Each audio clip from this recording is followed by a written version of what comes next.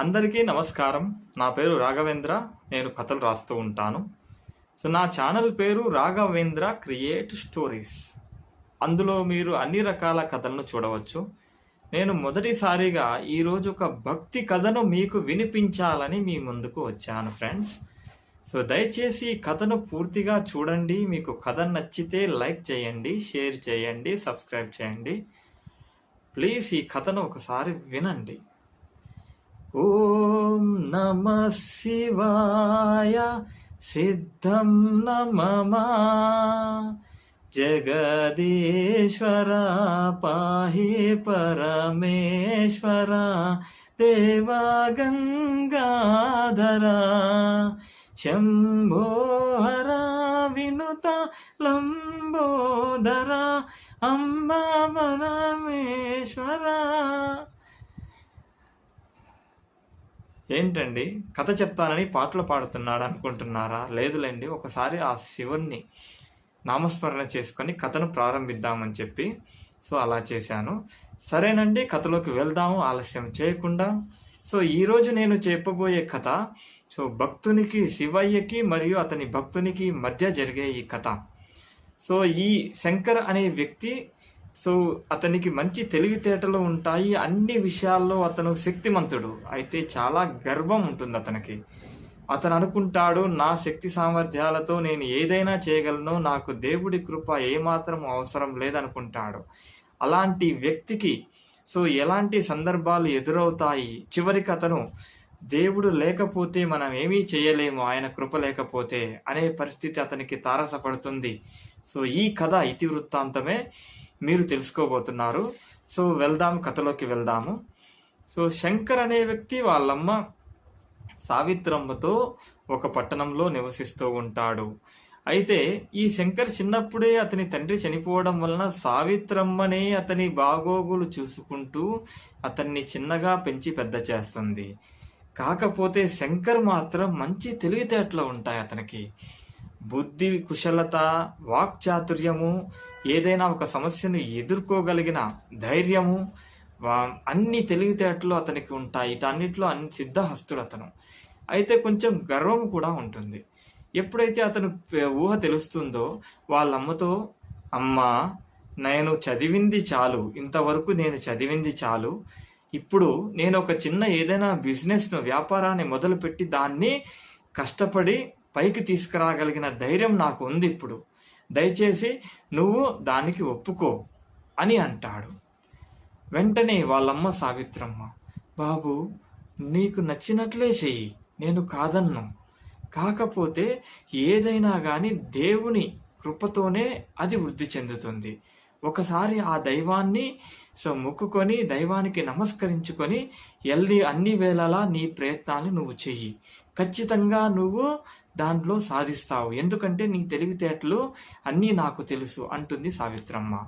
అమ్మా నువ్వు చెప్పింది కరెక్టే, దైవకృప ఉండాలి, కానీ మన శక్తి సామర్థ్యాలు లేనప్పుడు మాత్రం దైవకృప ఉన్నప్పటికీ కూడా మనము ఏమీ చేయలేము అని వాదిస్తాడు ఈ శంకర్ వాళ్ళమ్మ సావిత్రమ్మతో.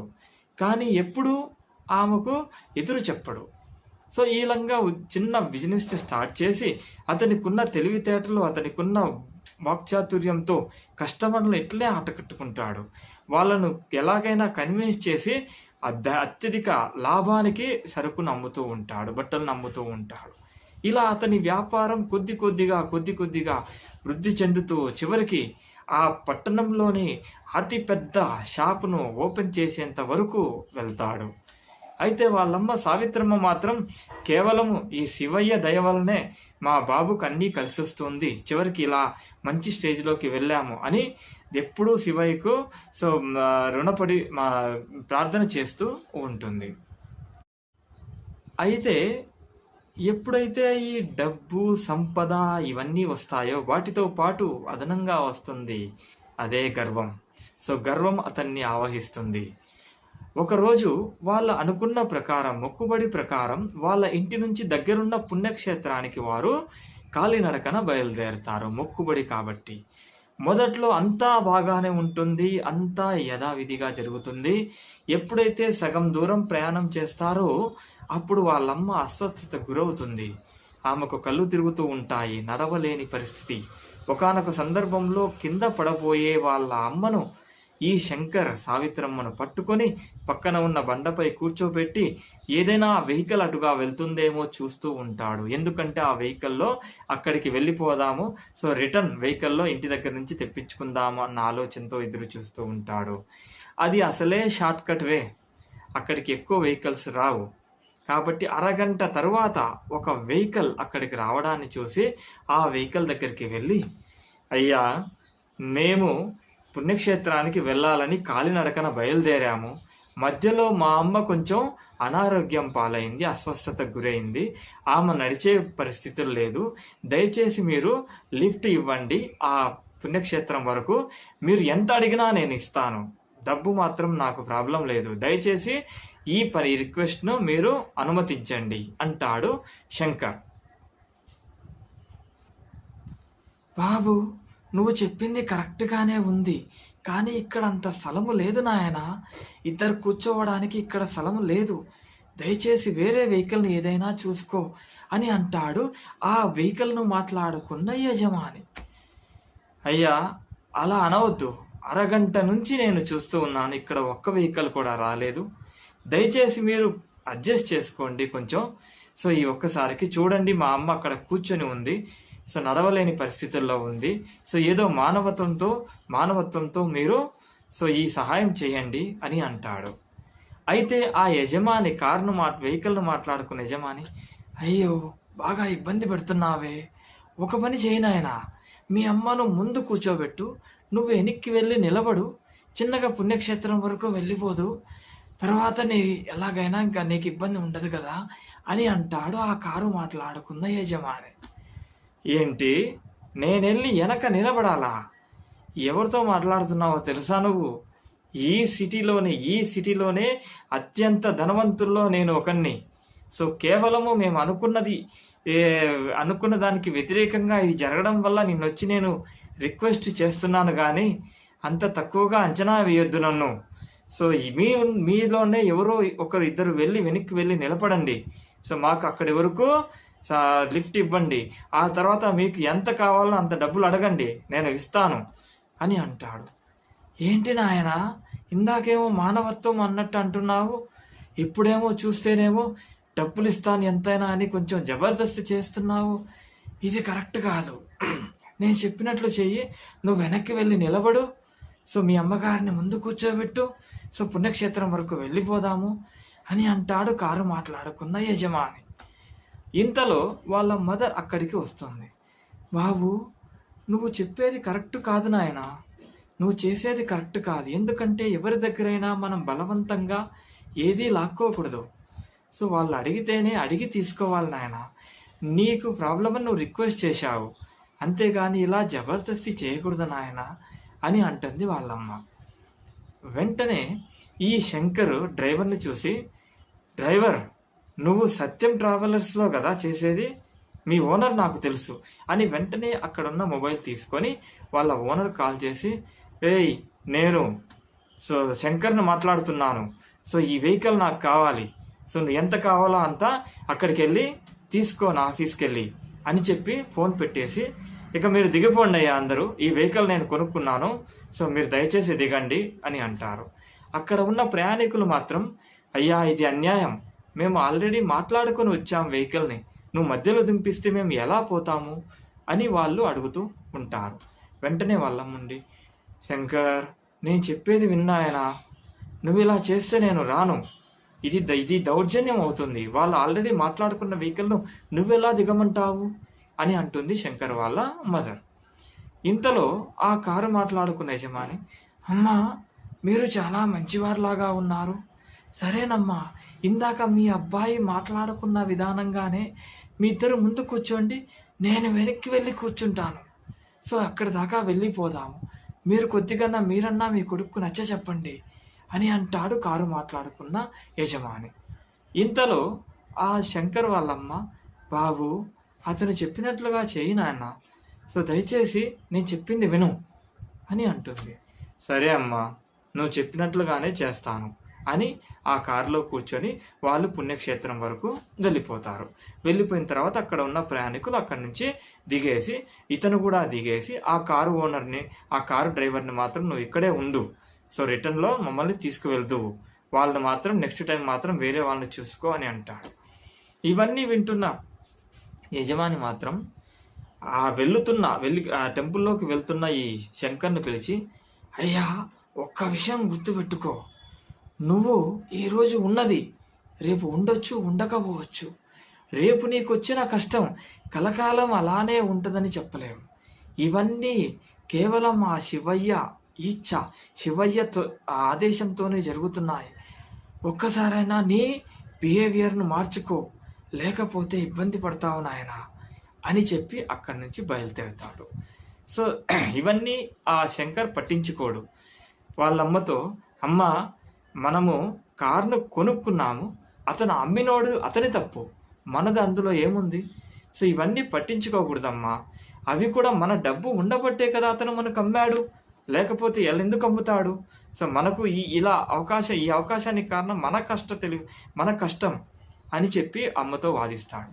చివరికి ఆ టెంపుల్లోకి వెళ్ళి దర్శనం చేసుకొని సో మరలా ఇంటికి బయలుదేరుతారు వాళ్ళు. అయితే రాను రాను ఈ శంకర్కు బాగా గర్వం ఎక్కువ అవుతుంది. ఎప్పుడైతే బాగా డబ్బును వెనకేసుకుంటాడో అక్కడున్న వ్యక్తులు, మంచి మంచి హోదాల్లో ఉన్న వాళ్ళు, పోలీసులు, డాక్టర్లు, లాయర్లు అందరూ ఇతన్ని ఫ్రెండ్స్ అవుతారు. వచ్చిన వాళ్ళకు ఎంతో కొంత డబ్బు ఇచ్చి వాళ్ళందరినీ తన ఆధీనంలో పెట్టుకుంటాడు. ఎందుకంటే ఎప్పుడు ఏ అవసరం వస్తుందో తెలియదు కాబట్టి. ఇదిలా ఉండగా ఒకసారి ఒక ఫంక్షన్కు వెళ్ళి ఈ శంకర్ అనేవ బాగా మద్యం సేవించి సో రిటర్న్ వచ్చేటప్పుడు అతని ఫ్రెండ్ గంగాధర్తో సో కారులో బయలుదేరి కార్ను డ్రైవింగ్ చేస్తూ ఉంటాడు. అయితే అతని ఫ్రెండ్ గంగాధర్, సార్ మీరు మొదలే తాగి ఉన్నారు, మీరు వెహికల్ను డ్రైవ్ చేస్తే మాత్రం ఖచ్చితంగా యాక్సిడెంట్ అవుతుంది, యాక్సిడెంట్ అయితే మాత్రం పెద్ద కేసు అవుతుంది, దయచేసి నాకు ఇవ్వండి, నేను డ్రైవ్ చేస్తాను ప్లీజ్ అని రిక్వెస్ట్ చేస్తాడు. అయితే ఈ శంకర్ మాత్రం, నేను చెప్పింది నువ్వు చేయాలి, నువ్వు చెప్పింది నేను చేయడం కాదు, సైలెంట్గా ఉండు అని చెప్పి అలాగనే డ్రైవింగ్ చేసుకుంటూ ఫాస్ట్గా వెళ్తూ ఉంటాడు. ఇంతలో గంగాధర్, సార్ కొంచెం స్పీడ్ అయినా తగ్గించండి, లేదంటే ప్రమాదం అని అంటాడు. అయితే ఈ శంకర్ మాత్రం అలానే ఫాస్ట్గా వెళుతూ ఉంటాడు. అయితే సడన్గా అప్పుడే పూజ చేసుకొని వస్తున్న పురోహితుడిని ఫాస్ట్గా వెళ్ళి గుద్దుతాడు. ఒక్కసారిగా అతను అక్కడికక్కడే చనిపోతాడు. అతని వెనుక కొద్ది దూరంలో 10-12 సంవత్సరాల వయసున్న పాప పరిగెత్తుకుంటూ వెళ్ళి బోరున ఏడుస్తూ నాన్న అని చెప్పి ఏడుస్తూ ఉంటుంది, వెక్కి ఏడుస్తూ ఉంటుంది. అయితే ఇది చూసిన గంగాధర్ మాత్రం చలించిపోతాడు. అరే, ఈ ఓనరు ఎంత పని చేశాడో, ఇతనికి ఎంత గర్వము, చెప్పినా వినకుండా వెహికల్ డ్రైవ్ చేసి ఒక మంచి ప్రాణాన్ని తీశాడు, ఇతన్ని దేవుడు చూస్తూనే ఉంటాడా శివయ్య, ఖచ్చితంగా ఇతన్ని శిక్షిస్తాడు అని అనుకుంటాడు మనస్సులో. అయితే వీళ్ళు ఎప్పుడైతే ఇంటికి వెళ్తారో వాళ్ళమ్మకు ఏ విషయమూ చెప్పడు ఈ శంకర్. ఈ గంగాధర్ను కూడా ఏమీ చెప్పొద్దంటాడు. ఇంటికి వెళ్ళిన తర్వాత భోంచేసుకొని, గంగాధర్ పద బయటికి వెళ్దాం అని అంటాడు శంకర్. ఎక్కడికి సార్, ఎక్కడికి వెళ్దాము అంటాడు ఈ గంగాధర్.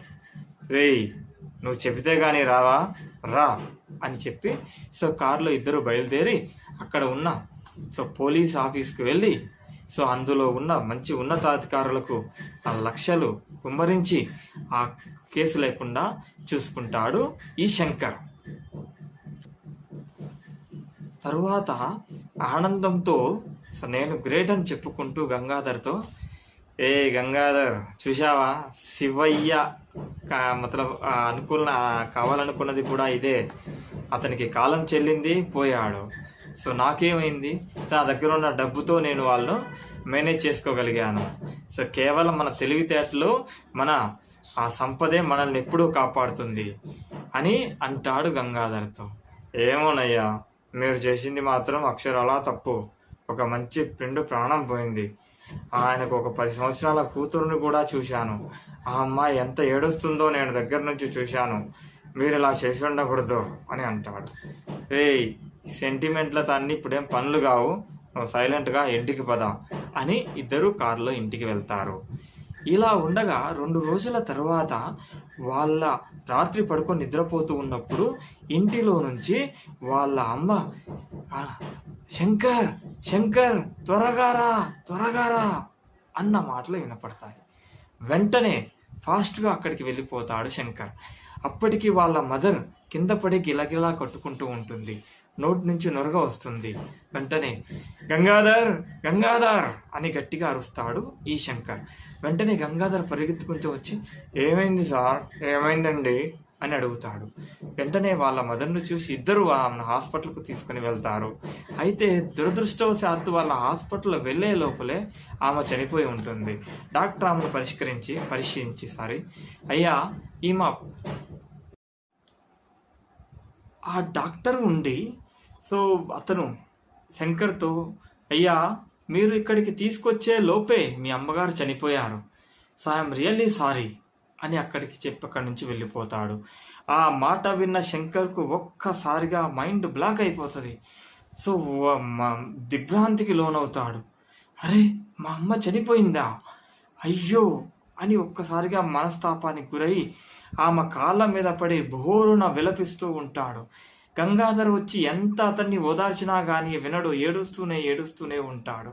ఇలా 10 నిమిషాలు ఏడ్చిన తర్వాత గంగాధర్ చివరికి పక్కకు లాగి, అయ్యగారు, అమ్మగారు చనిపోయారు, ఇంకా మనం ఏమీ చేయలేము, ఇలా ఏడుస్తూ కూర్చుంటే ఎలా, కొంచెం ధైర్యం చేసుకోండి, ఇంటికి వెళ్ళి జరగాల్సిన కార్యక్రమాలు చూద్దాము ప్లీజ్ అని చెప్పి అతన్ని బాగా రిక్వెస్ట్ చేస్తాడు.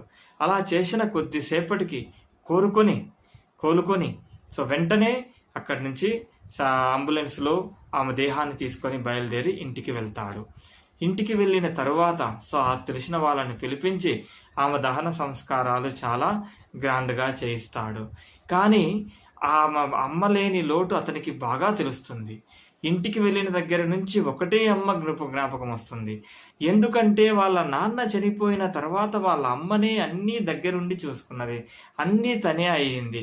బంధువులు కానీ ఎవరు, వేరే వాళ్ళు కానీ ఫ్రెండ్స్ కానీ ఎవరూ లేరు. అన్ని వేళలా వాళ్ళ అమ్మనే అన్ని దగ్గరగా ఉండి చూసుకునేది.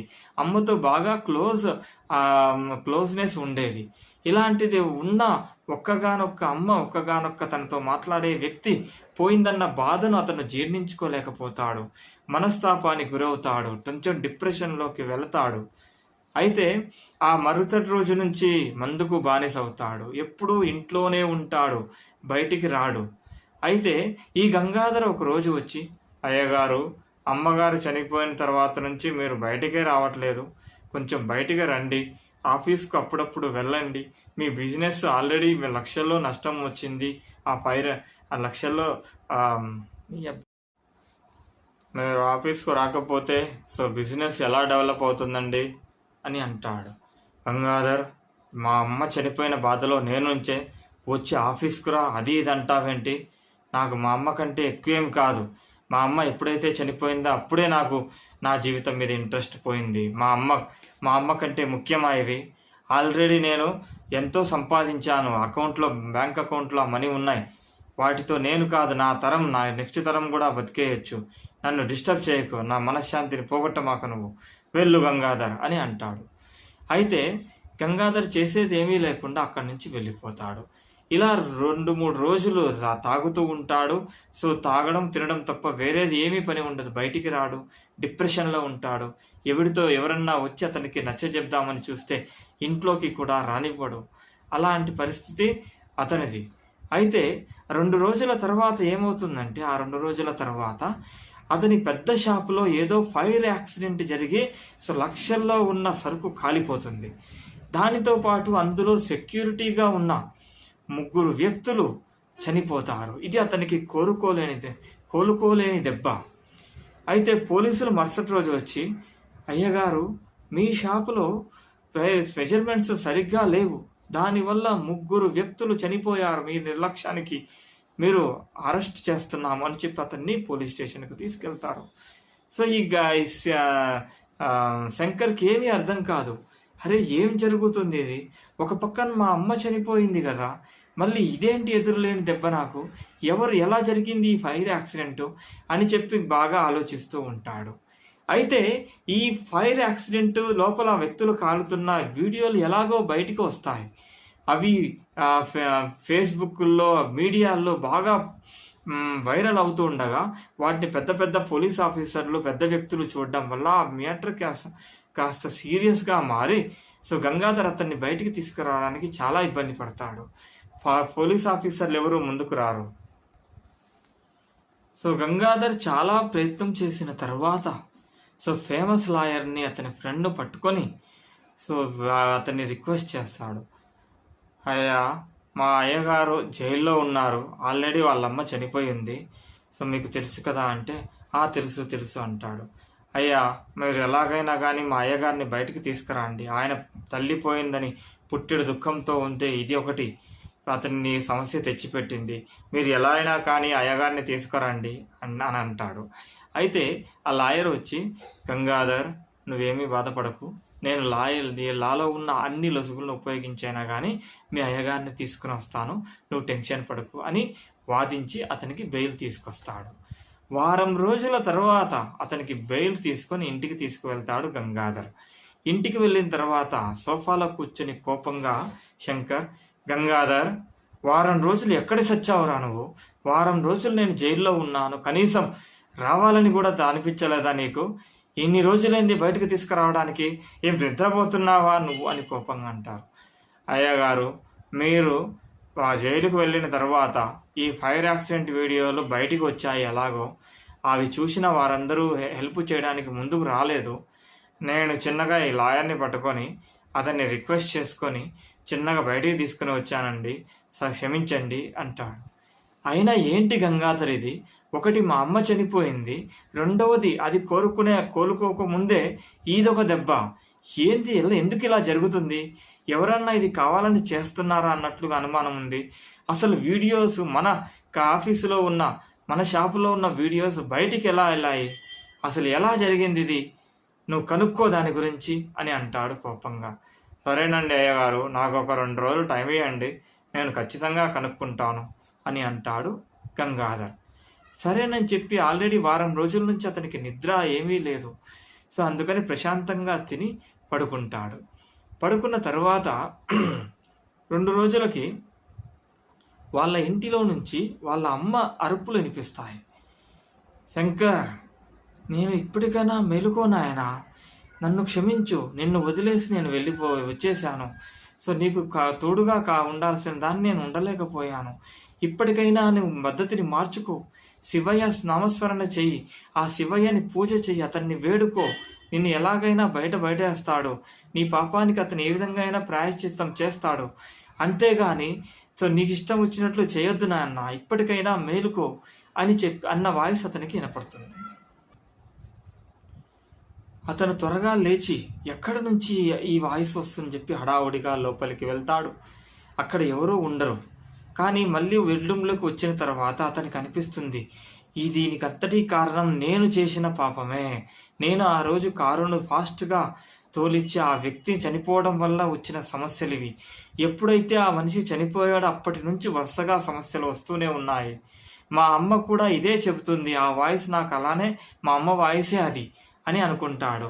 అయితే దాన్ని ఏ విధంగా పరిష్కరించుకోవాలి అని ఆలోచనలో పడతాడు. అయితే అమ్మ చెప్పినట్లుగా శివుణ్ణి ప్రార్థన చేద్దాం అనుకుంటాడు. కానీ అతనికి ఈగో అడ్డం వస్తుంది. ఇదంతా కేవలం ఎవరో మనుషులు చేస్తున్నారనే అనుకుంటాడు. శివయ్య దేవుడు చేస్తున్నాడు, దేవుడు అబ్జర్వ్ చేస్తున్నాడని మాత్రం ఒప్పుకోడు. సో ఇలా ఆ రోజు గడిచిపోతుంది. అయితే మరుసటి రోజు ఉదయాన్నే బయలుదేరి వాకింగ్ అని చెప్పి అలా బయలుదేరి వెళ్తూ ఉంటాడు. బయలుదేరి వెళ్తూ ఉండగా పార్కులో నుండి వెళ్తూ ఉండగా అనుకోకుండా ఒక పాము ఆ రోడ్డును దాటుతూ ఉండగా చూసుకోకుండా కాలు వేస్తాడు. వెంటనే అది బుసలు కొడుతూ అతన్ని కాటేస్తుంది. ఒక్కసారిగా అబ్బా అని అరిసి అక్కడ కింద పడిపోతాడు.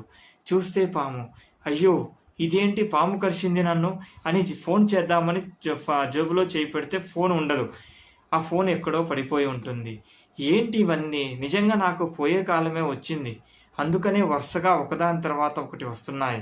మా అమ్మ కూడా నిన్న హెచ్చరించినా కానీ నేను పట్టించుకోవట్లేదు అని చెప్పి మనసులో అనుకుంటూ కొద్ది దూరం ముందుకు వెళ్తాడు. నడవలేని పరిస్థితి, కింద పడిపోతాడు.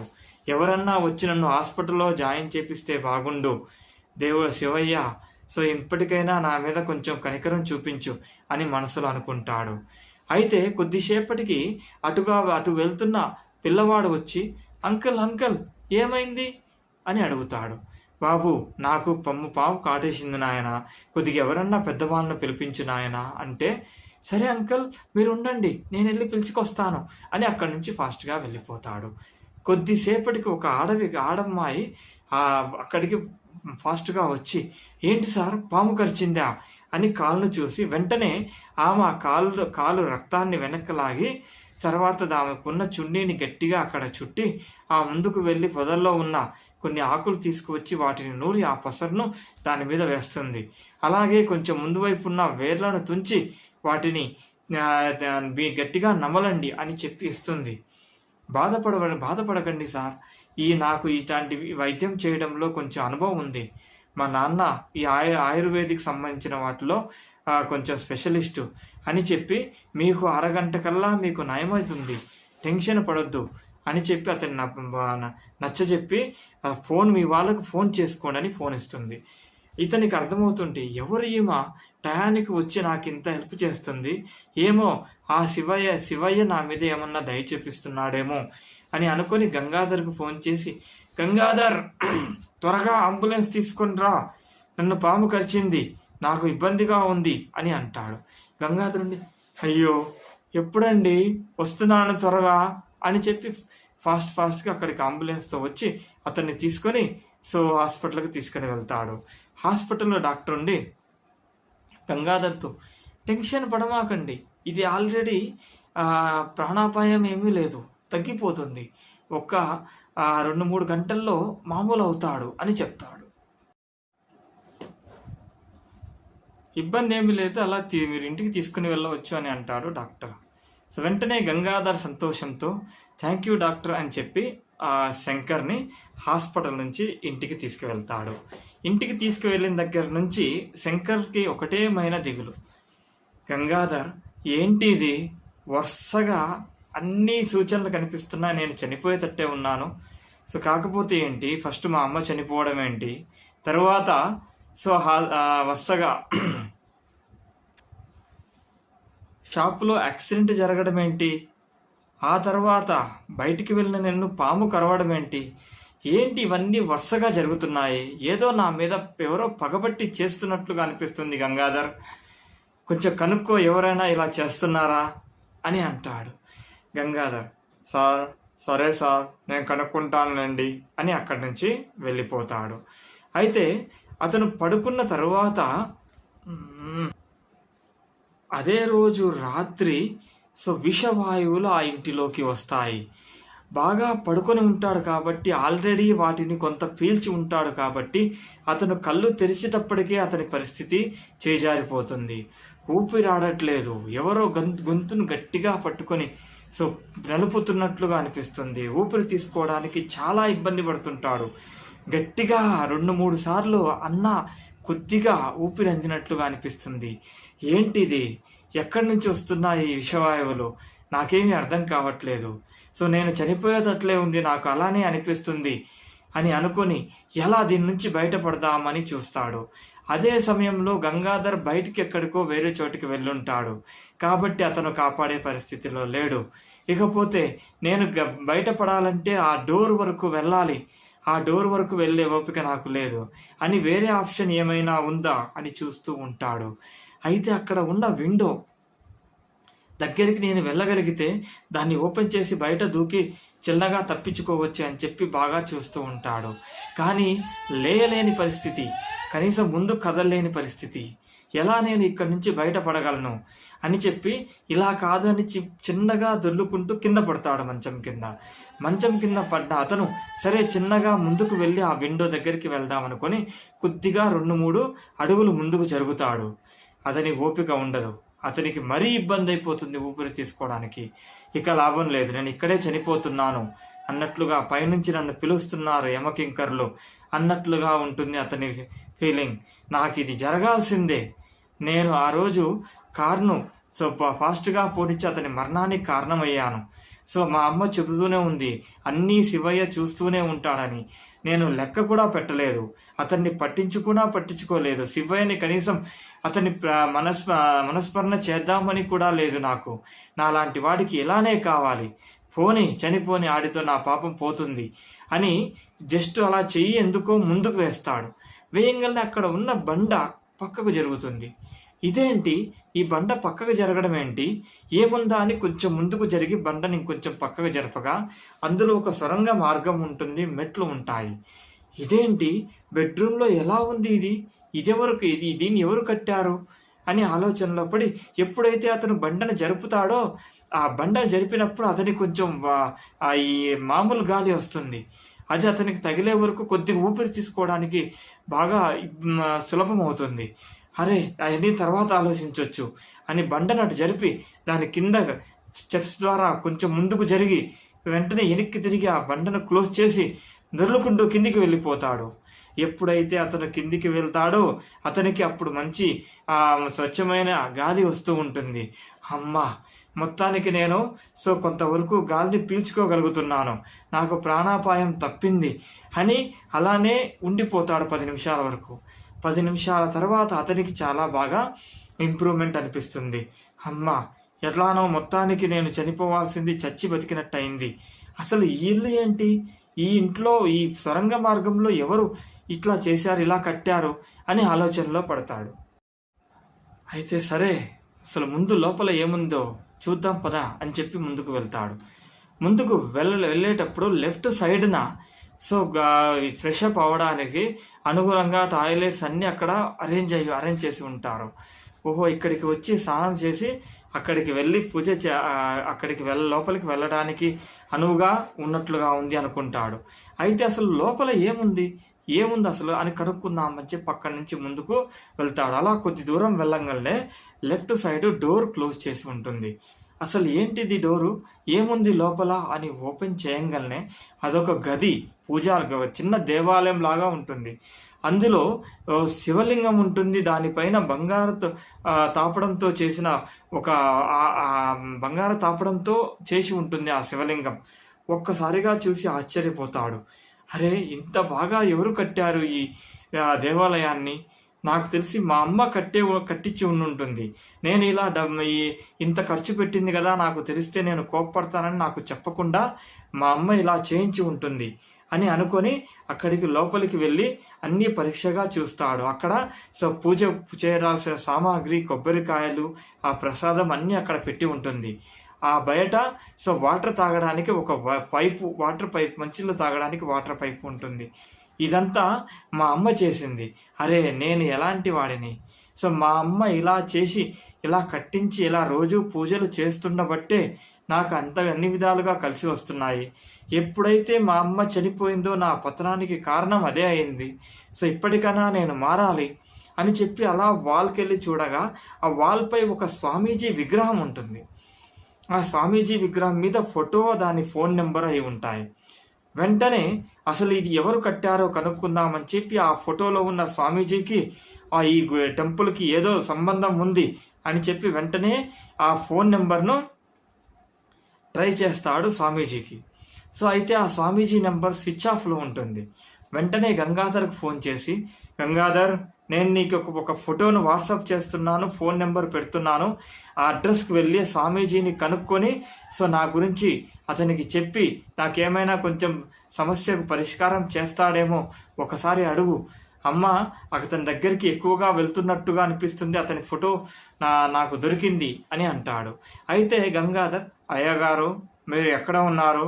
నేను బాగా వెతికాను మిమ్మల్ని, ఇంటికి వచ్చి చెప్పండి ఎక్కడ ఉన్నారు అని అంటాడు. నేను ఎక్కడ ఉన్నది ఇప్పుడు కాదు, నేను చెప్పింది ముందు చెయ్యి, ఇప్పుడే బయలుదేరు అని చెప్పి అక్కడికి ఫోన్ పెట్టేస్తాడు. అయితే కొద్దిసేపటికి అనుకోకుండా ఆ ఫోన్ డెడ్ అయిపోతుంది. ఇక ఏం చేయాలో అర్థం కాదు ఇతనికి, శంకర్కి.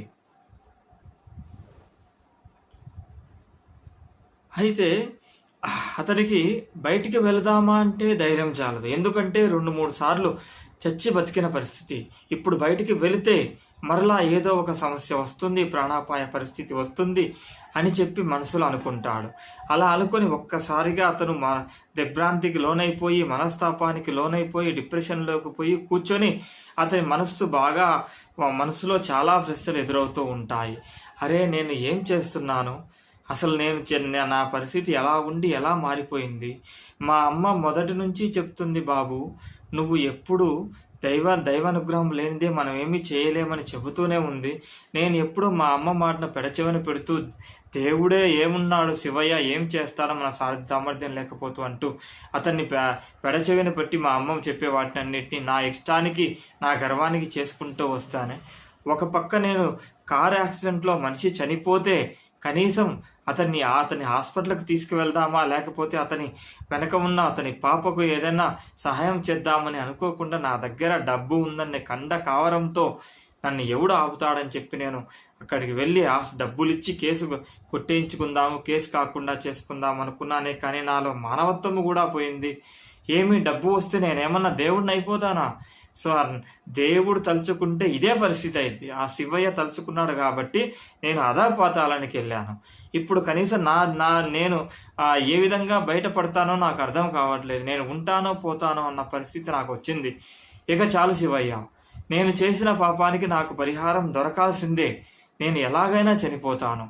కానీ నా చివరి కోరిక, నేను చనిపోయేది ఏదో నీ నామస్మరణలో నీ ప్రార్థన చేసుకుంటూ నేను చనిపోవాలని నా కోరిక. ప్లీజ్ దయచేసి దీనికి అంగీకరించు. నేను ఇక్కడే ఉంటాను, నేను బయటికి పోను. నా చనిపోయేంత వరకు నేను ఇక్కడే నీ పూజ చేసుకుంటూ నీ నామస్మరణలోనే నీలోనే ఐక్యమైపోతాను అన్న నిర్ణయానికి వస్తాడు శంకర్. సరేనని చెప్పి అనుకునే తడవాయిగా వెళ్ళి అక్కడ స్నానం చేసి వచ్చి కూర్చొని పూజ చేయడం మొదలు పెడతాడు. ఇదిలా ఉండగా ఆ గంగాధర్ అతను చెప్పిన అడ్రస్కు వెళ్తాడు ఆ స్వామీజీని కలుద్దామని. అయితే ఆ స్వామీజీ బిజీగా ఉండడం వల్ల చాలా సమయం వెయిట్ చేసి చివరికి అతన్ని కలుద్దామని వెళతాడు. అయితే అప్పుడు స్వామీజీకి పూజ వేళకు టైం అవుతుంది. అయితే గంగాధర్ని ఎప్పుడైతే స్వామీజీ చూస్తాడో, ఎవరండి మీరు, ఎందుకు వచ్చారు అని అడుగుతాడు స్వామీజీ. గంగాధర్, అయ్యా నేను శంకర్ వాళ్ళ ఆఫీసులో పనిచేసే వ్యక్తిని. సావిత్రమ్మ గారు చనిపోయారండి, వాళ్ళ కొడుకు ఇలా జరుగుతుంది అని చెప్పి అన్ని వివరిస్తాడు స్వామీజీకి. స్వామీజీ, అరే అలా జరిగిందా? అయ్యా ఆమె చాలా మంచిదే, చాలా భక్తి ఆమెకి. ఎప్పుడు నా దగ్గరికి వచ్చి శివుడిని ఎలా పూజించాలి అన్నీ నన్ను అడిగి తెలుసుకుంటుందే. అలాంటి మంచి వ్యక్తి ఇంత తొందరగా చనిపోయిందా? శివయ్య ఏమిటి నీ లీలా అని అనుకొని, బాబు నువ్వు కొద్దిసేపు ఉండు, నేను వెళ్ళి పూజ చేసి వస్తాను అని పూజ చేయడానికి వెళ్తాడు. అయితే అతను పూజ చేస్తున్నంతసేపు అతనికి ఏదో తెలియని అలజడి. పూజ చేయలేవు, ఏదో అంతా నెగిటివ్గా అనిపిస్తూ ఉంటుంది. కొద్దిసేపటి తర్వాత పూజ చేయలేనని అతని ప్రయత్నాన్ని విరమించుకొని వెనక్కి వచ్చి గంగాధర్తో, బాబు నువ్వు నీతో మాట్లాడిన దగ్గర నుంచి నాకేదో అనుకూలంగా లేదు, ఏదో తేడాగా ఉంది. నేను నీకేమీ హెల్ప్ చేయలేను, ఇది కాకపోతే ఇది శివయ్య ఆజ్ఞ అనుకుంటా, నువ్వు వెళ్ళిపో అని చెప్పి అంటాడు. గంగాధర్ చాలా బాధపడతాడు. అరే ఏదో ఒకటి దొరుకుతుంది కదా అని చెప్పి ఇక్కడికి వస్తే ఇలా అయిపోయింది ఏంది, అతను ఏమీ చెప్పట్లేదు అసలు విషయము అని చెప్పి బయటికి వెళ్ళి ఫోన్ చేస్తాడు. ఫోన్ చేసే వరకు అతని ఫోను స్విచ్ ఆఫ్ వస్తుంది. అయ్యో దేవుడా, ఇప్పుడు ఏం చేయాలి, అతను ఎక్కడుందో నాకు తెలియదే, ఇలా ఎలా జరిగింది అని బాధపడుతూ ఉంటాడు గంగాధర్. ఇదిలా ఉండగా ఈ శంకర్ అక్కడ భూగర్భంలో సొరంగంలో ఉన్న గదిలో అతను బందీ అయినట్లుగా అనుకుంటాడు. అయితే అతనికి ఒక్కసారిగా నిరాశకు గురి అవుతాడు. అరే ఏంటి ఇది, ఒక పక్క మా అమ్మ చనిపోయింది, నా ఆస్తి నేను కట్టుకున్న షాపు కూడా కాలిపోయింది, నా ప్రాణం పోయేటట్లు ఉంది, అయినా ఏ విధమైన సహాయం నాకు అందట్లేదు, చివరికి ఫోన్ కూడా డెడ్ అయిపోయింది, ఇక నేను చేసేదేం లేదు, శివయ్య నన్ను మన్నించు, సో నేను చేసింది పెద్ద తప్పే, సో అతను చనిపోవడానికి కారణం నేనే, నేను ఎప్పుడు ఏమీ అడగలేదు, సో ప్లీజ్ దయచేసి ఈ ఒక్కసారికి సో నా మాట మన్నించు, ఇక నాకు వేరే ఆప్షన్ దొరకట్లేదు, నేను బయటికి వెళ్ళినా నేను చనిపోతాను, ఇక్కడ ఉన్నా నేను చనిపోతాను, కాకపోతే నేను ఇక్కడే ఉండి నీ పూజ చేసుకుంటూ నీ నామస్మరణం చేసుకుంటూ నీలోనే ఐక్యమైపోతాను, అలాగైనా కానీ నేను చేసిన పూజల వల్లగైనా కానీ నేను చేసిన ఆ పాపం తొలగిపోయేటట్లు చూడు స్వామి, మరు జన్మలోనైనా నేను నా ఇదే తెలివితేటలతో పుట్టి ఇలా కాకుండా మంచిగా ఉన్నత స్థితిలో ఉండాలి అని నేను కోరుకుంటున్నాను స్వామి, దయచేసి సో నేను అనుకున్న విధంగా చెయ్యి అని అనుకున్నదే తరువాయి అక్కడికి వెళ్ళి సో స్నానం చేసి శుభ్రమయ్యి ఇమ్మీడియట్గా వచ్చి పూజను స్టార్ట్ చేస్తాడు. అయితే ఆ పూజను మొదలుపెట్టిన దగ్గర నుంచి సో తిండి నిద్ర అన్నీ మర్చిపోయి అహర్నిశలు సో శివనామస్మరణ చేస్తూనే ఉంటాడు. అతను తినే ఆహారం సో అక్కడ ఉన్న కొబ్బరికాయను కొట్టి ఆ కొబ్బరిని తినడం ప్రసాదం దేవుడికి పెట్టిన తర్వాత ప్రసాదంగా కొబ్బరిని తినడం మాత్రమే, కొబ్బరి నీళ్లు తాగుతూ ఉంటాడు, సో అవసరమైనప్పుడు కొంత వాటర్ తాగుతూ ఉంటాడు, ఇక దేని గురించి ఆలోచించడు. అలా 1 రోజు కాదు 2 రోజులు కాదు, సుమారుగా వారం రోజుల పైన గడుస్తుంది. రాను రాను శంకర్ ఆరోగ్యం కొద్ది కొద్దిగా దెబ్బతింటూ వస్తుంది. ఎందుకంటే అతను ఆహారం తీసుకోవట్లేదు, అతనికి బాడీకి కావాల్సిన ఈ ఆహార పదార్థాలు అందట్లేదు, అయినా లెక్క పెట్టడు. అతను చనిపోయి శివుడిలో ఐక్యమైపోవాలి, అలా అయినా కానీ నా పాపం పోవాలి, నా అమ్మ సంతోషించాలి నేను ఇలా మారినందుకు అని అలానే చేస్తూ ఉంటాడు. రాను రాను అలా ఇంకొక 2 రోజులు 3 రోజులు దాదాపు 10 రోజుల పైన గడుస్తుంది. చివరికి అతను బాగా క్షీణించిపోతాడు, అనారోగ్యం పాలవుతాడు, కనీసం కూర్చోలేని పరిస్థితి కూడా వస్తుంది. అలాంటి పరిస్థితుల్లో కూడా బయటికి వెళ్ళి ఏదో విధంగా దాన్ని ప్రమాదానికి ఎదురొగ్గి సో మనం బతకాలి అన్న ఆలోచన రాదు. ఎందుకంటే అన్నీ విసిగిపోయి ఉన్నాడు. నేను బయటికి వెళ్తే ఖచ్చితంగా చనిపోతాను, అదే శివునికి పూజ చేసుకుంటూ చనిపోయినా కొంచెం నాకు ఆ మనశ్శాంతి అయినా ఉంటుంది, సో నేను ఆ పాపాన్ని పోగొట్టిన వాడిని అవుతాను అని చెప్పి అలానే కఠోరంగా పూజ చేస్తూ ఉంటాడు, శివనామస్మరణ చేస్తూ ఉంటాడు, నిద్రాహారాలు కూడా లెక్క చేయడు. ఎప్పుడైతే కళ్ళు మూసుకుపోతూ ఉంటాయో అప్పుడు కొద్దిసేపు అలా పడుకొని మళ్ళీ పూజ స్టార్ట్ చేస్తూ ఉంటాడు. ఇలా దాదాపు 15 రోజులు గడుస్తాయి. ఇంకా చివరి దశలో ఉంటాడు శంకర్. అయితే చివరి దశకు వచ్చే వరకు అతనిలో ఆనందం ఇంకా పెరిగిపోతుంది. నేను శివయ్య దగ్గరికి వెళ్ళిపోతున్నాను, సో ఈ విధంగా అయినా కానీ నా పాపానికి ప్రాయశ్చిత్తం జరుగుతుంది, నా శివయ్య నన్ను క్షమిస్తాడు, సో నన్ను క్షమించి నన్ను దరిచేర్చుకుంటాడు అన్న సంతోషంలో ఉంటాడు. అయితే ఇదిలా ఉండగా ఆ స్వామికి ఒకరోజు రాత్రి కలలో ఈ సావిత్రమ్మ గారు కలలో వచ్చి, స్వామి ఏమిటి ఇది, నా కొడుకు నేను బతికినంత కాలం శివనామస్మరణ చేశానే, మీ దగ్గరికి వచ్చి సో సలహా అడిగి తీసుకున్నానే, మీరు నాకెంతో సలహా ఇచ్చారు, సహాయం చేశారు, నా కొడుకుకి ఏమైనా సహాయం చేయలేకపోతున్నారా, నా కొడుకు చావు బతుకులో ఉన్నాడు స్వామి, ఆ శివయ్యకు నచ్చదు, కానీ మీరు ఎలాగైనా కానీ నా కొడుకు నాన్న చూసైనా కానీ సహాయం చేయొచ్చు కదా అని కల్లో కనపడి చెప్తుంది. అది విన్న ఈ స్వామీజీ ఒక్కసారిగా చెలించిపోతాడు. శివయ్య ఏమిటి నువ్వు లీలా, సో ఆమె ఇంత ప్రాధేయపడుతూ ఉంది కదా, సో ఎలాగైనా ఆమెను చూసైనా కానీ అతన్ని క్షమించవచ్చు కదా, సో ఎందుకు ఇంత కఠినంగా ఉన్నావు స్వామి అని చెప్పి మరుసటి రోజు ఏదైతే అయింది, స్వామి నన్ను ఏ శిక్షకైనా కానీ నేను అర్హున్నే, అతనికి ఏ విధంగా అయినా నేను సహాయం చేస్తాను అని చెప్పి మనసులో అనుకుంటాడు. అనుకుని ఉదయాన్నే లేచి ఆ వచ్చిన భక్తులందరినీ వెనక్కి పంపించి ఎలాగైనా కానీ అక్కడికి వెళ్ళి ఆ ఊరికి వెళ్ళి, రామాపురం ఊరికి వెళ్ళి శంకర్కి ఏమైంది కనుక్కోవాలని ఆత్రంగా ఉంటాడు. అయితే అందరూ భక్తులందరూ వచ్చేటప్పటికి సో భక్తులతో మాట్లాడి వాళ్ళ దగ్గర నుంచి సెలవు తీసుకొని వెళ్ళాలని చెప్పి అక్కడికి వెళ్ళి, భక్తులారా, నాకు 2 రోజులు అర్జెంటు పని మీద నేను బయటికి వెళ్ళాల్సి వస్తుంది. నాయన్లారా, మీరు మీ పనిని మీరు తిరుగు ప్రయాణం చేయండి, మళ్ళీ 2-3 రోజుల తర్వాత మళ్ళీ కలుద్దాము అని చెప్పంగా అందరూ సరే స్వామి అని బయలుదేరుతూ ఉంటారు. అయితే అందులో బాగా అబ్జర్వ్ చేస్తే ఈ గంగాధర్ అనే వ్యక్తి కనపడతాడు అక్కడ. ఈ గంగాధర్ అనే వ్యక్తి ఈ 15 రోజుల్లో చాలా ప్రయత్నం చేస్తాడు శంకర్ను వెతకడం కోసం, కానీ ఏ విధమైన ప్రయోజనం ఉండదు. చివరికి ఏ విధంగా అయినా కానీ స్వామిని ఒకసారి కాళ్ళు పట్టుకొని బతిమిలాడైనా కానీ అతన్ని సహాయం చేద్దామని అడుగుతామని వచ్చి ఉంటాడు. దాంతోపాటు కమిషనర్ కూడా అక్కడ కూర్చొని ఉంటాడు స్వామిని కలవడానికి. అయితే కమిషనర్ను చూడగా కమిషనరు నమస్తే అని చెప్పి అతన్ని పలకరించగా కమిషనర్ను పిలుస్తాడు. అదేవిధంగా గంగాధర్ను దూరం నుంచి పిలుస్తాడు. ఎప్పుడైతే గంగాధర్ స్వామిని పిలుస్తాడో గంగాధర్ ఆత్రంగా, అమ్మ స్వామికి ఏదో మన మీద హెల్ప్ చేద్దామనిపిస్తుంది అని చెప్పి ఆత్రంగా అక్కడికి వస్తాడు. అయితే వీళ్ళిద్దరూ వస్తున్న తరుణంలో అతని చూపు కుడి పక్కకు వెళ్తుంది. అక్కడ ఒక వ్యక్తి అక్కడి నుంచి వెళ్ళిపోతూ ఉంటాడు. ఈ వ్యక్తిని నేను ఎక్కడో చూశానే, ఇతను నాకెందుకో అవసరం పడుతున్నాడే అని ఆలోచిస్తూ వెంటనే అక్కడ ఉన్న వాళ్ళ సేవకుల ద్వారా అతన్ని పిలిపిస్తాడు.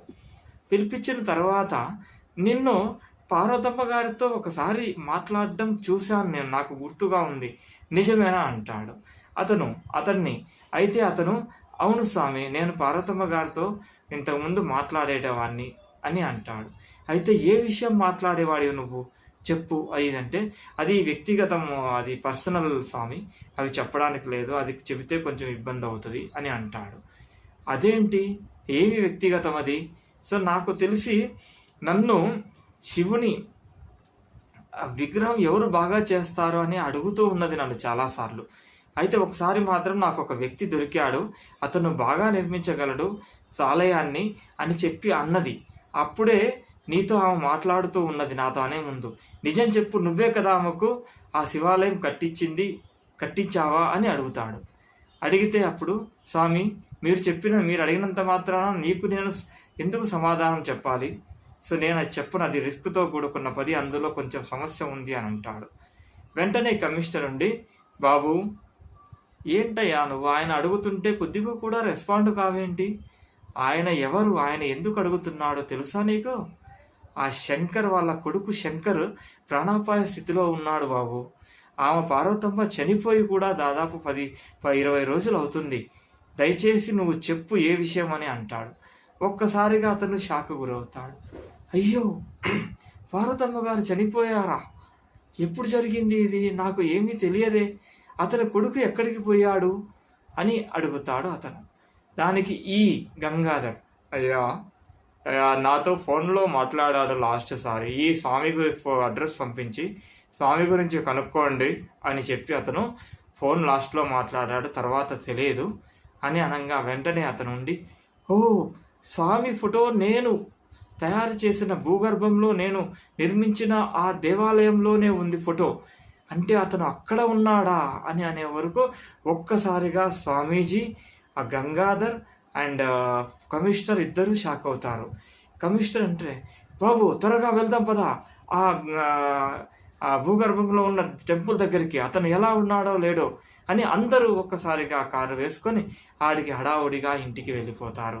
ఇంటికి వెళ్ళిపోయి ఇంటిలో ఉన్న అతను నిర్మించిన అతను ఆ స్టోన్ని పక్కకు జరిపి ఆత్రంగా కిందికి వెళ్ళిపోతారు. అయితే అతను చావు బతుకుల్లో ఉంటాడు శంకర్. అది చూసి చలించిపోయిన స్వామి, నెక్స్ట్ గంగాధర్, వీళ్ళు వెంటనే హఠాహుట్న హాస్పిటల్కు తీసుకొని వెళ్ళిపోతారు. ఇది అతను వెలుగులో ఉండడు, అతను అపస్మారక స్థితిలో ఉంటాడు శంకర్. అయితే డాక్టర్లు అతనికి ట్రీట్మెంట్ చేసి, పర్వాలేదండి, అతని ఆరోగ్యం కుదురుగానే ఉంది, మీరు కొంచెం టయానికి తీసుకొని వచ్చారు, కాకపోతే అతను ఎన్ని రోజులు సరిగ్గా భోంచేసినట్లు లేడు, కాబట్టి చాలా నీరసంగా ఉన్నాడు, సో అతనికి తిండి బాగా పెట్టండి, త్వరగా రికవర్ అవుతాడు అని డాక్టర్ చెప్తాడు. అయితే సరేనని చెప్పి అక్కడ అతన్ని అడ్మిట్ చేసి ఒక 2-3 రోజులు ఇక్కడే ఉండాలి అని చెప్తాడు డాక్టర్.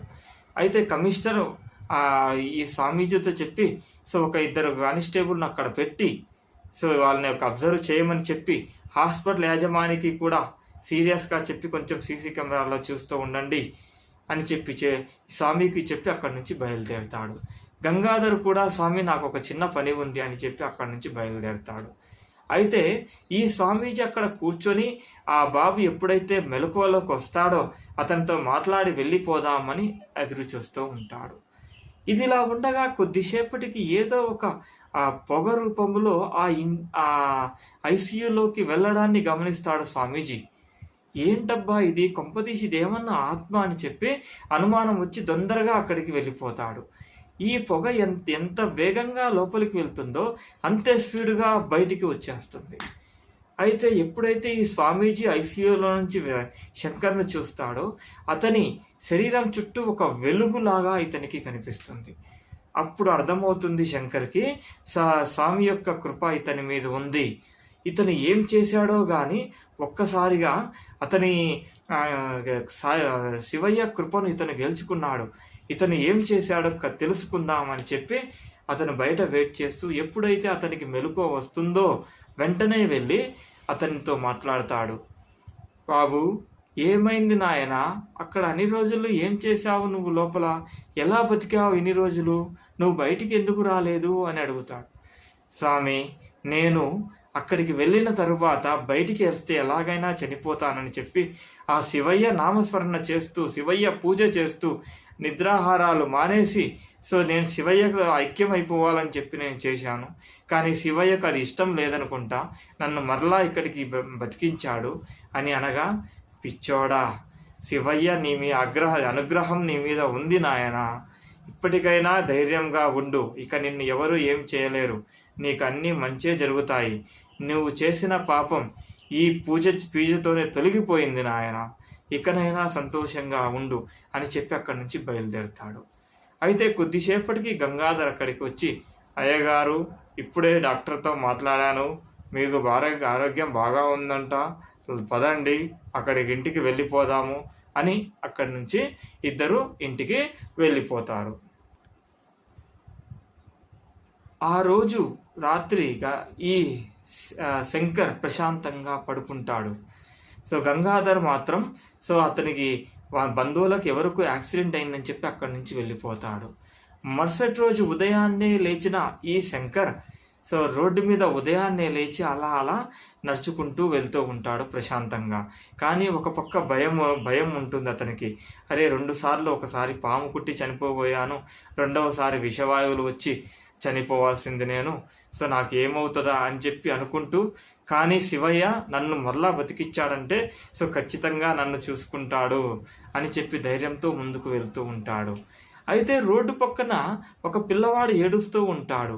ఆ పిల్లవాడు ఎవరో కాదు, ఇతను పాము కరిచి ఇబ్బంది పడుతున్నప్పుడు ఆ పిల్లవాడే ఆ అమ్మాయిని పంపించాడు. ఆ విధంగా ఆ పిల్లవాడు గుర్తుకు వస్తాడు. ఎమ్మటే ఆ పిల్లవాడి దగ్గరికి వచ్చి, బాబు, ఏంటి నాయన ఎందుకు ఏడుస్తున్నావు కూర్చొని, ఏమైంది అని అడుగుతాడు. సార్, మా అక్క 2 రోజుల నుంచి కనపట్లేదు సార్, ఏమైందో ఏమో, ఆ రోజు మిమ్మల్ని వచ్చి కాపాడింది కదా, ఆమె మా అక్క అంటాడు ఆ పిల్లవాడు.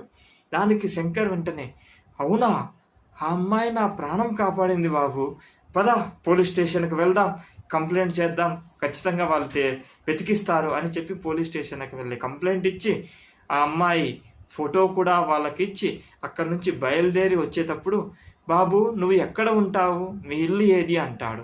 అంటే మా ఇల్లు ఇందాక నువ్వు కూర్చున్న దగ్గరే అండి, నాకు ఒక్కడిని ఇంట్లో ఉండాలంటే చాలా భయంగా ఉంది సార్ అని అంటాడు ఆ పిల్లవాడు. సరే బాబు, రా, మా ఇంటికి వెళ్దురా, మీ అక్క వచ్చేంత వరకు మా ఇంట్లో ఉండు, లంకంత కొంప మాది, నా ప్రాణం కాపాడిన నీకోసం నేను ఇంత మాత్రం చేయలేనా, రా అని ఇంటికి తీసుకుని వెళ్తాడు శంకర్. అయితే ఆ రోజంతా అతను పాపం ఏడుస్తూనే ఉంటాడు. ఈ పోలీసుకి ఎప్పటికప్పుడు ఫోన్ చేసి కనుక్కుంటూ ఉంటారు. వాళ్ళు కొంచెం ఇన్ఫర్మేషన్, ఆ అమ్మాయి పలానా ఏరియాలో టవర్ దొరికింది సార్, అక్కడికి వెళ్ళి మేము పరిశోధన చేస్తున్నాము, మీకు 2 డేస్లో ఖచ్చితంగా ఆ అమ్మాయిని ట్రేస్ అవుట్ చేసి చెప్తామంటాడు. అదే విషయాన్ని పిల్లవాడికి చెప్పగా, చాలా థ్యాంక్స్ సార్, సో మా అక్క కనపడక వరకు నాకు ఏడుపు వస్తుంది, ఏం చేయాలనో అర్థం కావట్లేదు అంటాడు. బాబు బాధపడకు, నీ ఖచ్చితంగా మీ అక్కని నేను తీసుకుని వస్తాను, పోలీసు వాళ్ళు అదే పనిలో ఉన్నారు అని అంటాడు. అయితే మరుసటి రోజు రాత్రి ఇద్దరు భోంచేసుకున్న తర్వాత ఆ పిల్లవాడు అలా బయటికి వస్తాడు. వచ్చినవాడు వెంటనే హడావుడిగా లోపలికి వచ్చి, సార్ సార్, మా అక్క ఇందాక కారులో వెళ్తుంది, ఎవరో కారులో మా అక్కను తీసుకుని వెళ్తున్నారు, రండి త్వరగా రండి త్వరగా అని అంటాడు.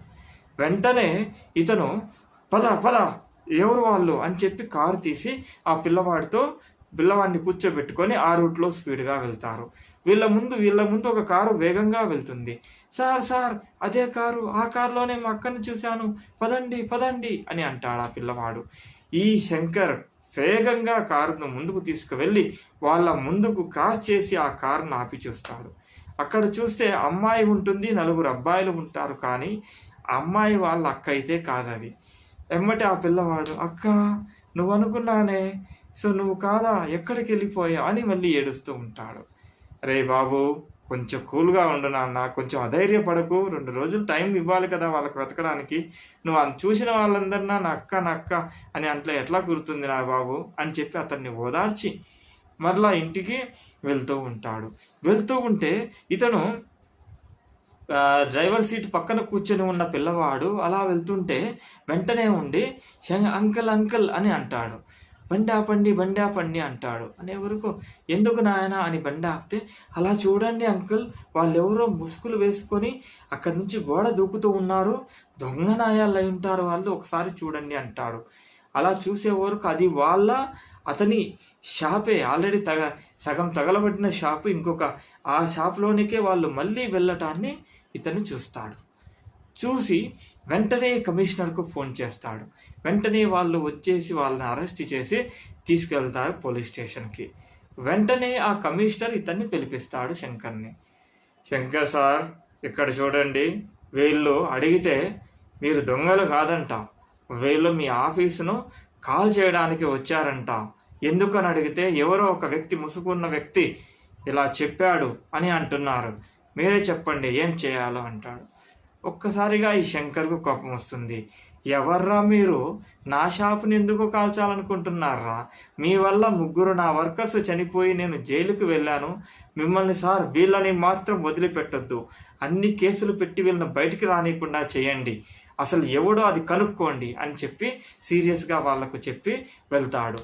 అయితే వీళ్ళకు దొరికిన ఈ సాక్ష్యాధారాల ఆధారంగా తర్వాత ఆ లాయర్ సహాయంతో ఆ కేసును కొట్టేపించి తన మీద ఉన్న కేసును వీళ్ళ మీద బాగా 3rd డిగ్రీ యూజ్ చేసి అసలు ఎలా చేయాలన్నది ఎవరు అని చెప్పి తెలుసుకోవడానికి చాలా ప్రయత్నం చేస్తాడు కమిషనర్. అయితే ఈ శంకర్ కమిషనర్కు, సార్ చాలా ధన్యవాదాలు, నాకున్న తలనొప్పిల్లో ఒక 30% తలనొప్పి తగ్గించారు అని అంటాడు. అయితే ఇతను అనుకుంటాడు, ఈ పిల్లవాడు వచ్చిన దగ్గర నుంచి కొంచెం ఏదో నాకు మంచిగానే ఉంది కదా, కానీ ఆ అమ్మాయి కూడా దొరికితే బాగుండు అని చెప్పి చూస్తూ ఉంటాడు. అయితే ఒకరోజు శంకర్ మరలా ఆ భూగర్భంలో ఉన్నటువంటి ఆ దేవాలయాన్ని ఎలా అయినా శివుణ్ణి దర్శించుకొని అతని ఆ పూజ చేసుకుని వద్దామని చెప్పి వెళ్ళబోతూ ఉండగా ఈ పిల్లవాడు బయల వెనక నుంచి, అంకుల్ అదేంటి అండర్ గ్రౌండా, నేను కూడా వస్తాను అంకుల్, ప్లీజ్ అని రిక్వెస్ట్ చేస్తాడు ఆ పిల్లవాడు. సరే రా బాబు, దాని ఏముంది అని చెప్పి అతన్ని కూడా లోపలికి తీసుకుని వెళ్తాడు. ఆ టైంలో గంగాధర్ అక్కడ ఉండడు, బయటికి వెళ్ళి ఉంటాడు. అయితే ఎప్పుడైతే ఈ భూగర్భంలోకి వెళ్తాడో నార్మల్గా వెళ్ళి ఆ శివయ్యకు పూజ చేసుకొని ప్రసాదం తీసుకో బాబు అని ప్రసాదం ఇవ్వడానికి ఆ పిల్లవాడిని పిలుస్తాడు. ఆ పిల్లవాడు ఇదేది పట్టించుకోకుండా ఆ మూలకు వెళ్ళి ఫోటోకు స్టిల్స్ ఇస్తున్నట్లుగా అలా చూస్తూ ఆ ఫోజులు ఇస్తూ ఉంటాడు. రే, నీకేమైనా తిక్క, ఇక్కడ ఏమైనా ఫోటోషూట్ జరుగుతుందా, అక్కడికి పోయి ఫోజులు ఇస్తూ ఉన్నావు, నువ్వు వచ్చే ప్రసాదం తీసుకుందురా దేవుడంతా అంత అశ్రద్ధని ఏంటి అని కోపంగా అంటాడు. సార్ కోప్పడొద్దు, ఇక్కడ సీసీ కెమెరా ఉందిగా సార్, దాంట్లో నేను ఎలా వస్తున్నానో చూద్దామని చెప్పి అలా ఫోజులు ఇస్తున్నాను అంటాడు. ఏంటి, ఇక్కడ సీసీ కెమెరా ఉందా? ఎక్కడుంది? నాకు కనిపించదా? ఉంటే నీకొక్కడికే కనిపిస్తుందా అని అంటాడు కోపంగా. లేదు సార్, ఒకసారి చూడండి, అక్కడ సీసీ కెమెరా ఉంది, అది నాకు తెలుసు సార్. ఒక్కసారి ఆలోచించండి, లక్షలు పెట్టి కట్టించిన టెంపుల్కి అందులో ఉన్న ఆ గోల్డ్ కోటింగ్ పెట్టి చేపించారు. సో దొంగలు ఎవరన్నా రారా, అందుకనే సీసీ కెమెరాలు పెట్టుంటారు సార్, ఇది మీకు తెలిసే ఉంటుందే, అయినా నా దగ్గర అబద్ధాలు ఆడుతున్నారు అంటాడు ఆ బాబు. అప్పుడు ఇతనికి అనుమానం వస్తుంది, ఈ పిల్లవాడు చెప్పిందల్లా ఏదో కరెక్టే అవుతుంది, దీనిలో కూడా ఏదో ఉందే సంథింగ్ అని చెప్పి వెంటనే ఆలయం నిర్మించిన వ్యక్తికి ఫోన్ చేస్తాడు. ఫోన్ చేసి, బాబు నువ్వు ఆలయం నిర్మించావు కదా, నాకు ఒక డౌటు, ఖచ్చితంగా సీసీ కెమెరాలు ఇందులో పెట్టి ఉండాలే, నిజం చెప్పు, సీసీ కెమెరాలు పెట్టారా లేదా అని అంటాడు.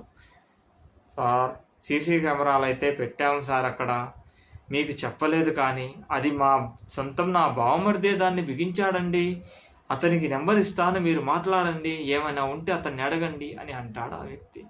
సరే నెంబర్ పంపించు, నేను అతనితో మాట్లాడతాను అని అంటాడు శంకర్. అతనితో ఫోన్లో మాట్లాడి అతన్ని పిలిపిస్తాడు ఇంటికి. అతను రాగానే, బాబు ఈ సీసీ కెమెరాలు ఎక్కడెక్కడ పెట్టావో కొంచెం చెప్తావా నాకు అని అడుగుతాడు. అయితే అతను సరాసరి వెళ్ళి పిల్లవాడు ఎక్కడైతే చూపించాడో అక్కడ కరెక్ట్గా చూపిస్తాడు. ఒక్కసారిగా ఆశ్చర్యానికి గురవుతాడు. అరే నీకెలా తెలిసిందిరా కరెక్ట్గా సీసీ కెమెరా ఉందని? అది చూస్తే ఏదో చిన్న 100 ఏదో బల్బు పెట్టినట్టుగా ఉంది సీసీ కెమెరా అని నువ్వు భలే కనుక్కున్నావే అని తర్వాత ఉండి, సార్ ఇంకొకటి కూడా ఉంది అంటే, ఎక్కడ ఉంది నాయన అంటే, కరెక్ట్గా మెట్లు ఎక్కేటప్పుడు ఆ కార్నర్లో ఒకటి సీసీ కెమెరా పెట్టుంటాడు.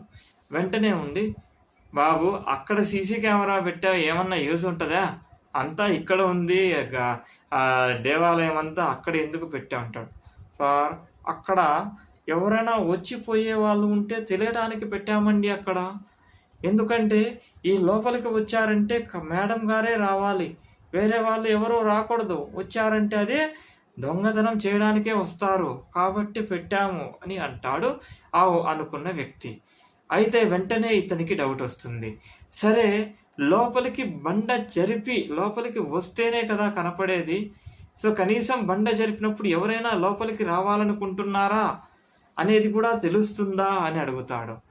సార్ నేను ఈ సీసీ కెమెరాలు బిగించడంలో చాలా ఎక్స్పర్ట్ని, సో నేను పెంచిన లెన్స్ చాలా ఎక్కువ, కనీసం ఆ బండను స్టోన్ను జరిపినప్పుడు ఎదురుగా ఉన్న వ్యక్తి ఈజీగా నేను ట్రేస్ అవుట్ చేయగలుగుతాను ఆ సీసీ కెమెరాలో అని అంటాడు అతని వ్యక్తి.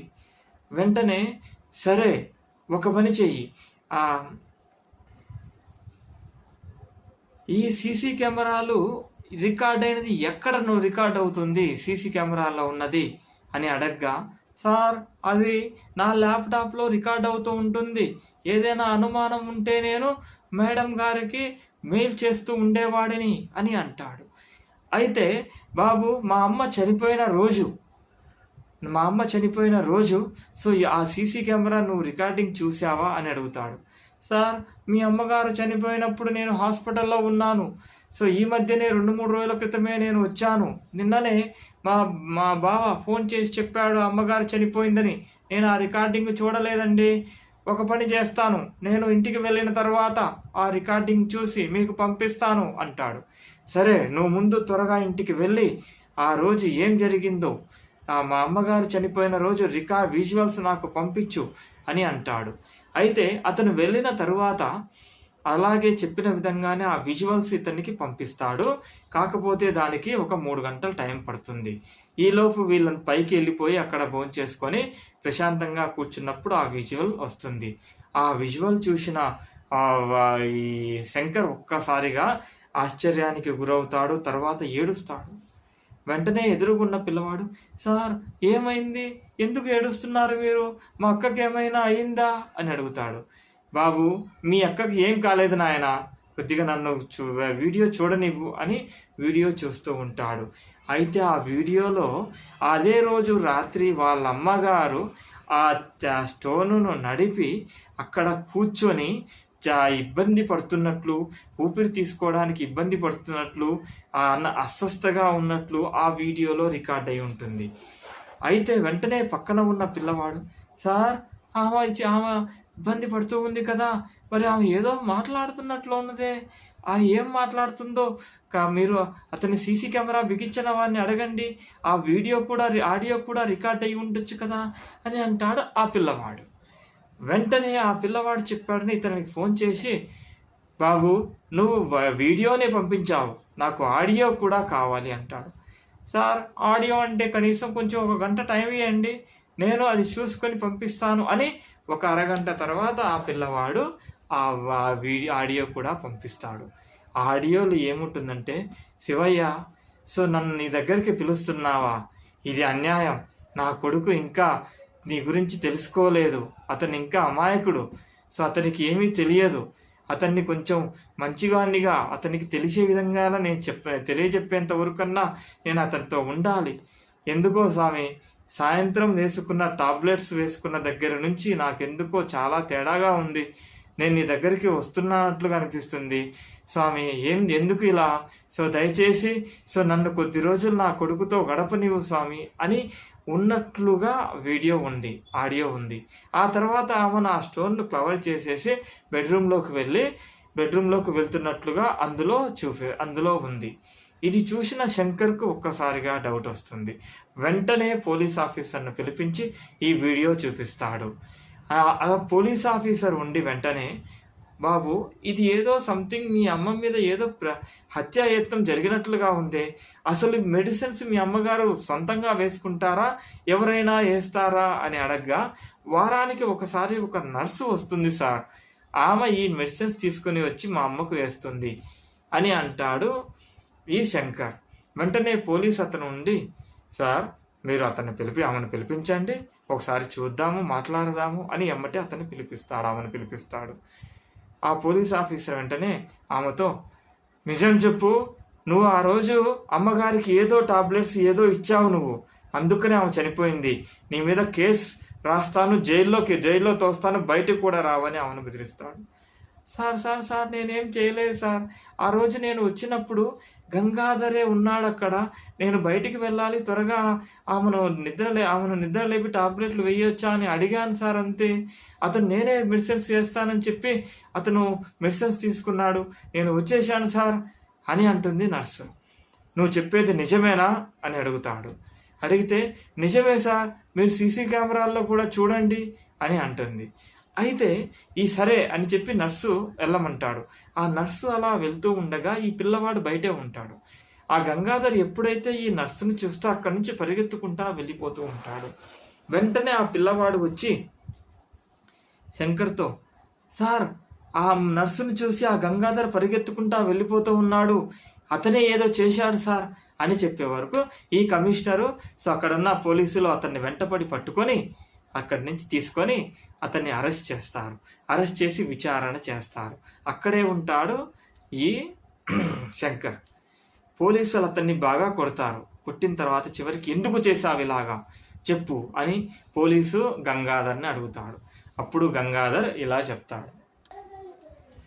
అప్పుడు ఆ గంగాధర్ కోపంగా ఇలా మాట్లాడతాడు, సార్ వాస్తవమే, నేనే అతన్ని చంపాలనుకున్నాను, ఎందుకంటే నా సొంత మేనమామను అతను తాగి చెప్పినా వినకుండా మద్యం సేవించి అతన్ని కారుతో గుద్ది సో చనిపోవడానికి కారణమయ్యాడు, అందుకని అతన్ని నేను చంపాలనుకున్నాను అనగానే ఒక్కసారిగా ఈ శంకర్ కోపానికి గురయ్యి వెంటనే అతన్ని వెళ్ళి గొంతు పట్టుకొని, ఒరే వెధవా, నువ్వా నన్ను చంపాలనుకున్నది, అరే మరి నన్ను చంపాలి కదరా నువ్వు, మా అమ్మని ఎందుకు చంపావురా, ఆమె ఏం చేసిందిరా నిన్ను అని అతన్ని కొడుతూ ఏడుస్తూ ఉంటాడు.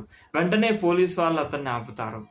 ఆపిన తర్వాత గంగాధర్ ఉండి, సార్ మీ అమ్మగారిని నేను ఎందుకు చంపానంటే, మీరు చంపిన మా మామ కూతురు, 10 సంవత్సరాల కూతురు, మా మామ చనిపోవడాన్ని చూసి దిగులు పెట్టుకొని ఆ అమ్మాయి కూడా చనిపోయింది సార్.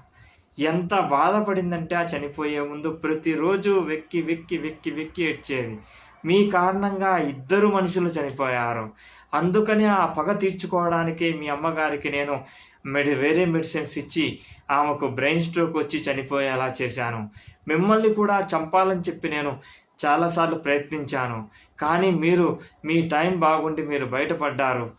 కానీ నా చేతుల్లోనే మీరు చనిపోతారు అని చెప్పి కోపంగా అంటాడు. వెంటనే ఆ కమిషనర్ అతన్ని తీసుకొని లోపల వేసి అతని మీద కేసు బుక్ చేసి, సార్ జరిగిపోయింది ఏదో జరిగిపోయింది, ఇంకా మీరు వెళ్ళిపోండి అని అంటాడు. అయితే అతను బాధతో ఇంటికి వస్తాడు. ఇంటికి వచ్చిన తర్వాత, అరే నేను చేసిన పొరపాటు నా తల్లిని బలి తీసుకుందే. సో నేను ఎప్పుడైతే మా మదర్ మొదటి నుంచి చెప్తానే ఉంది నా తల్లి, బాబు ఎప్పుడైనా కానీ మనం ఎదుటి వారి నుంచి ఎవరిని లేది లాక్కోకూడదు, మనం ఏది చేసినా శివయ్య చూస్తూనే ఉంటాడని చెప్పి. సో నేను చేసిన పాపం నా తల్లికి అనుభవించింది, ఆమె చనిపోవడానికి కారణమైంది శివయ్య. అందుకన నువ్వు అన్ని రోజులు సో నన్ను ఇంత జరుగుతున్నా కానీ ఏమీ చెయ్యండి నువ్వు. ఇప్పుడైనా కానీ నేను తెలుసుకున్న తర్వాత నిన్ను పూజ చేసిన తర్వాత నేను మారానని తెలుసుకుని అప్పుడు నన్ను అప్పటి నుంచి నన్ను కాపాడావా స్వామి. ఏదేమైనా కానీ సో అంతా నీ కటాక్షమే, ఏది జరగాలన్నా నీ చేతనే అవుతుంది, నువ్వు ఎలా చెప్తే అలానే జరుగుతుంది స్వామి. ఇకనైనా నా తప్పు తెలుసుకొని ఎప్పుడు ఇలాంటి పనులు ఎప్పుడు చెయ్యను స్వామి. సో నేను మంచిగా ఉంటాను, సో దయచేసి నా మీద అనుగ్రహం చూపించు స్వామి అని చెప్పి అప్పుడు ఆ విధంగా ఈ శంకర్ అనే వ్యక్తి సో మనం ఎంత సమర్థులైనా శక్తివంతులైనా కానీ మనము చేసే ప్రతి ఒక్క పనిని శివయ్య గమనిస్తూ ఉంటాడు. మనం మంచి చేస్తే మనకు మంచే జరుగుతుంది, మనం చెడు చేస్తే మనకు చెడే జరుగుతుంది. మన దగ్గర డబ్బు ఉందని ఎప్పుడు గర్వపడినా అది అధపాతాళానికి దారితీస్తుంది. సో శివయ్య లేనిదే ఏమీ లేదు అని ఆ విధంగా తెలుసుకొని శంకర్ అప్పటి నుంచి మంచిగా ఉంటాడు. సో దీన్ని బట్టి మనకు అర్థమైందంటే మనం ఎంత శక్తివంతులైనా కానీ ఏదైనా కానీ సో దేవుని కృప ఉండాల్సిందే. మనం మంచి చేసినా చెడు చేసినా శివయ్య గమనిస్తూనే ఉంటాడు. సో ఇది కథలోని సారాంశం. ఈ కథ మీకు నచ్చినట్లయితే ప్లీజ్ నా కథను లైక్ చేయండి, షేర్ చేయండి, సబ్స్క్రైబ్ చేయండి. అందరికీ ధన్యవాదాలు. ఓం నమః శివాయ. అయితే ఇందులో కొంతమందికి కొన్ని సందేహాలు రావచ్చు. అవి ఏంటో ఒకసారి మనం చర్చించుకుందాము. దీన్ని సపరేట్గా ఎందుకు చెప్తున్నానంటే ఆ విషయాల్ని మనం ఇలా డిస్కస్ చేసుకుంటేనే సో కథలో మెయిన్ విషయం తెలుస్తుంది. ఫస్ట్ది, ఎప్పుడైతే ఈ శంకర్ వల్ల అతను చనిపోతాడో గంగాధర్ వాళ్ళ మామ, సో తర్వాత అతని బ్యాడ్ టైం స్టార్ట్ అవుతుంది. సో అప్పుడు చాలా ఇబ్బందులు పడతాడు. అతని తల్లి చనిపోవడానికి కారణం గంగాధరే.